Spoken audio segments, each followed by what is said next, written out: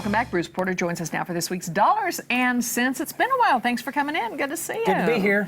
I know. All right. So we've been doing this whole sort of series thing for the last 4 weeks, talking about planning retirement income. We're going to take a look at today's topic, which is topic number 5, the potential impact of inflation. Darn inflation. It's always there. Well, it's always there. We don't really even think about it. I mean, I refer to inflation as the milk and bread chart. Yeah. Mm-hmm. Milk and bread's going to be more in 5 years than it is today. Wouldn't you agree? You go get it anyway. I assume so. Now, would you have thought 30 years ago that water would be more expensive than gasoline? Who saw that one coming? I did not see that coming. I know. No. A bottle of water? I mean, yeah. So now, or milk would be as high as it is, which is nearly the price of gasoline, right? Right. Mm-hmm. So inflation is there whether we think about it or not. Now, when we're going into retirement and we're unemployed, we're on a fixed income, we've got our assets that are generating income. We talk about how important this sustainable income is. It's because when we wake up 10 years from now, 15 years from now, 20 years from now, and we've got our income still generating, we're going to be able to buy less goods and services than we can today. That's a given, and I think we all agree. Some people think inflation is non-existent, and it's just not there, but it is there even at low rates. We did a lot of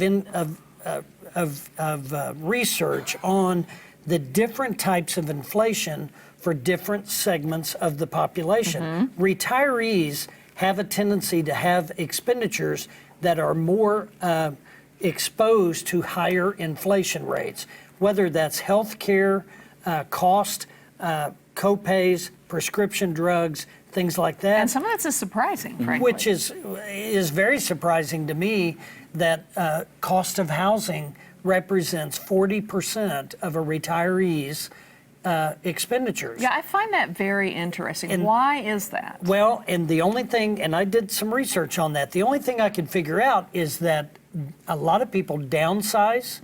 They move to a community type environment that is kind of an all-inclusive kind of elderly resort where you've got meals, you've got activities, you got this, you got that. Well, what are you doing? Assisted living is a lot more expensive. So as opposed to living at home by yourself, playing solitaire on your iPad. Right, because you think a lot of people probably have their house paid off by then, so they don't have a lot of expense associated with housing. So now what people do, they sell the house, they use that equity to supplement their income to be able to afford that assisted living. So I believe that's how that rate got so high. So the CPI elderly index, the consumer price index for the elderly, very interesting. Housing 40 to 45%, food and beverage 11 to 13. Recreation 5 to 7, apparel, which I know is right because my grandfather did not spend a lot of money on bib overalls. Right, small apparel piece of 2 to 4. there, yeah. So that just tells me that senior citizens are not as worried about their look. I don't know. I beg to differ, though. It is what it is. It is what it is. Take it or leave it. It matters. Right. Transportation, medical, education, all of these things come into play and they take away from our budget. Now, inflation factors, 10-year average inflation rate right now is 1.85. So it's a lot more under control than it was, remember, in the 70s and 80s when interest rates were higher, inflation rates were higher. The 40-year average inflation rate is 3.72. So that kind of tells me that it's never gone away. It might be better under control now through various factors that they use to control that. But a 20-year average rate of 2.24, that gives us a picture of a 65-year-old retiring.